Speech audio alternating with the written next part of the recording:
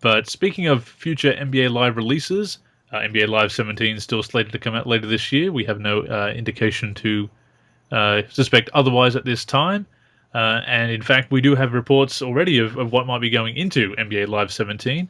This has not been confirmed by EA Sports themselves, but there was an announcement by the Goodman League commissioner, and that's Miles Rawls, announced that Barry Farms Coliseum in Washington, D.C. will be included in NBA Live 17.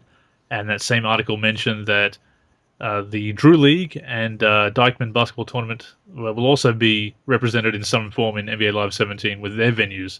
So that's, if true, and I don't see any reason why they'd be putting that information out there on their official sites if there weren't deals in place.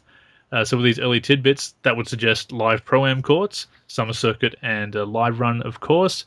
So now I want to see more work put into Dynasty and Rising Star and other modes like that, and some more stuff added to Ultimate Team. But as we said, live Pro-Am is a great idea, definitely a hook for the game. So it's not surprising and quite pleasing to see these other venues ready to be represented in NBA Live 17. Yeah, and it's good to see the mode, at least that mode, getting expanded upon, not just, I suppose, just sort of kept in there for a couple of years with really no change in that. So hopefully a sign of things to come for the other modes, that, that there'll be that kind of expansion upon it. I mean, we've said it, and we continue to say it every week, that on some things there can be no next year. Yeah. And it is important that they have live Pro-Am. That is a great hook. It is a very fun mode, so it is important they continue to build on that. But the thing that people have said in the forum and elsewhere is that isn't this NBA Live? So shouldn't there be more NBA-based content, deeper Dynasty and things like that? And I keep mentioning Dynasty in particular because that's where my heart lies. But I absolutely do want to see that. But I also like the idea of this new content, and the fact that they are representing all these prominent tournaments and summer leagues and everything is really a good expansion of the culture that Live Pro-Am has. Yeah, it's tapping into a different market in that sense, and expanding it beyond just like a normal 5-on-5 NBA game and that. So yeah, it's good in that sense, but a good bit of variety, and it's just something a little bit different from you constantly feel like you're just playing a play now game with NBA players, like the same teams and stuff like that. So I think that's a good concept. But yeah, I do agree that the actual NBA modes need more to it, and hopefully that work has been put into them. Well, that may lead into a question that we received from a listener this week, and we thank you, as always, for your submissions. What do we think NBA Live 17 has to do to bring attention to the game? Now, we've talked about some of the improvements we want to see, and I guess that kind of ties into this question as well. But, obviously it needs a hook, because 2K is doing what it's doing in depth, and it's got the gameplay that a lot of people like and the modes that people really like. So it has a lot of marketing hooks, if you will. Yep. So what does NBA Live 17 have to do, in your opinion, to really sell itself, aside from the obvious improve what's already there? Yeah. What would be the best, like in terms of intensely marketing way? Well, see, I mean, Live Pro-Am, that's a good start. Yeah. I think that is a good hook from online multiplayer and everything. I do think perhaps they maybe need to bring some more NBA content into there. I know the content's there with the Summer Circuit, the NBA stuff with the opponents. Honestly, I think the All-Star Weekend. Yeah. Because that's something that 2K hasn't done. Well, I mean, they've got the dunk contest and the three-point shoot, but as far as the standalone All-Star Weekend mode, 2K doesn't have that. Well, maybe they're working on it for 2K17, we don't know.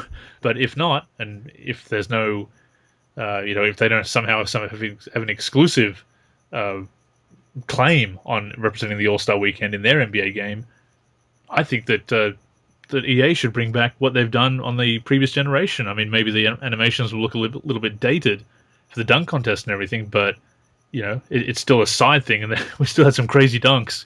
Yeah. Honey dip from the free throw line. Come on, we are throwing some realism out the window. Well, mind you, what we saw this past weekend, who knows? Yeah. But nevertheless, I think All-Star Weekend would be a huge selling point. All-Star Weekend, maybe FIBA, if they can get the FIBA license again. Yeah, bring back a lot of the classic stuff that they had and were good at doing, and especially now that they could potentially do more with it, and especially with this being a Olympic year, isn't it? It is, yes, Yeah. 2016. Yeah, so perfect time to bring back the FIBA teams and have them done properly and stuff. So yeah. Because I don't think they can really top what 2K has done with the historical content at this point, especially since they don't have Michael Jordan. Yeah, that'll be a tough ask.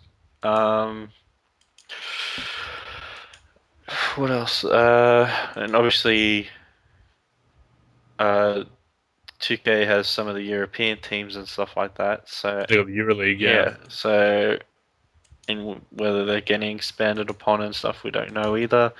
But at least this way is a way of getting some European players in.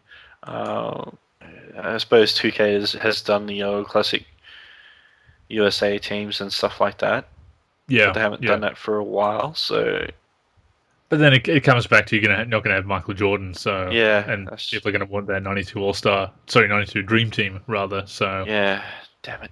It's it is tough with that, and so I would say All-Star Weekend, FIBA, possibly FIBA, and you do have to do some more stuff with Live Pro-Am. But on top of that, to really bring the attention to the game, you have to make those strides on top of everything else, because people are going to say, okay, All-Star Weekend, FIBA, that's nice, Live Pro-Am, pretty cool, but what else has Live got? Has it still got the same problems with the animations and the gameplay, and the depth in Dynasty Mode and Rising Star?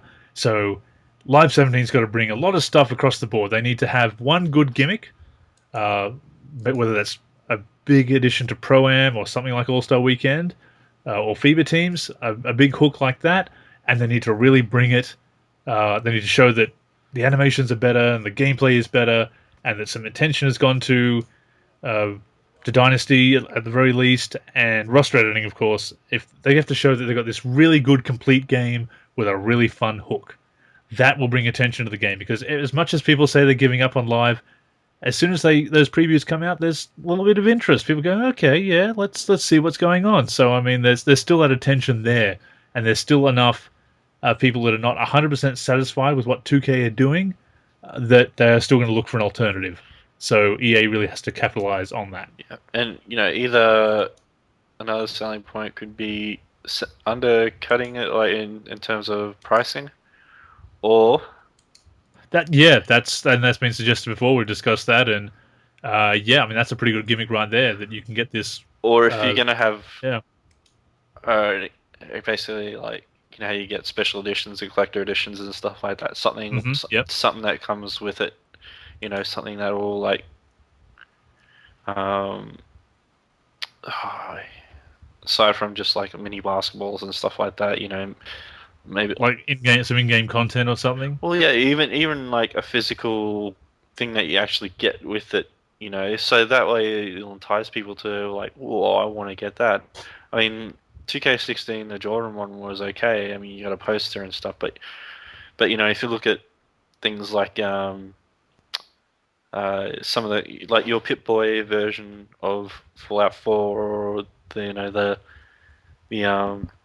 and there was a lunchbox version of Fallout 4, the Vault-Tec lunchbox and things like that. There was a collector's edition that comes in an atomic bomb.